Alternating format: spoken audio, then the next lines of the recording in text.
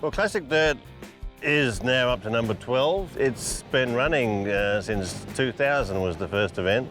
And the whole concept has always been old guys bringing their old bikes out of the shed and just having a ride. There's no racing, no politics, no stress. It's a social ride day. That's really all it is. And 3 days of vintage dirt bike heaven.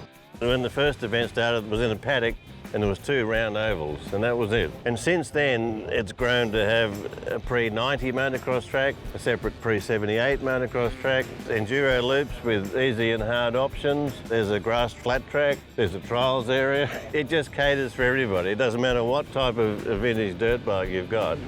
It's become the biggest dirt bike event in Australia, whether vintage, modern or any. This event will have 500 riders, and that just shows you how many old guys and old bikes there's still out there. There's something happening all day, every day. People start arriving Friday morning, set up their camps with their friends and come from all over Australia. There's a big sort of village atmosphere in the middle here where all the trade stands are, and of course the Yamaha 60th display. And the best thing you can do is explore it all. Everywhere you go, there's bikes that you just haven't seen for a very long time, even if you're a vintage fan yourself. There's everything everywhere. You'll see things like when we had our stars first came out, Heikki Mikkola and Brock Glover, there was a guy there standing there in full Viking outfit with his horns and his sword, and that's the sort of people to get here. There's all sorts.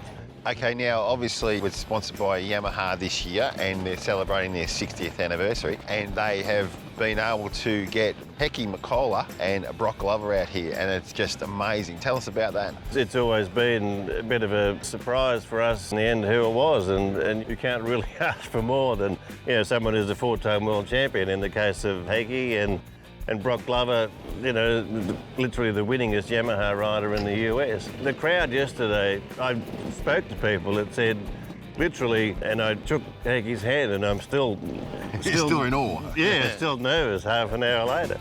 And that's just just how much people like seeing them. You couldn't have brought out 2 more interesting and championship guys. Yeah. So Ken, how do we find out about the next event and how do we get involved? What do we do? All the details are always in issues of VMX magazine, and also all the details are on the VMX magazine website, which is just vmxmag.com.au. They're also on our Facebook page. We only know usually a couple of months before if we are having any guest riders, but certainly all the other details will be in the magazine or online.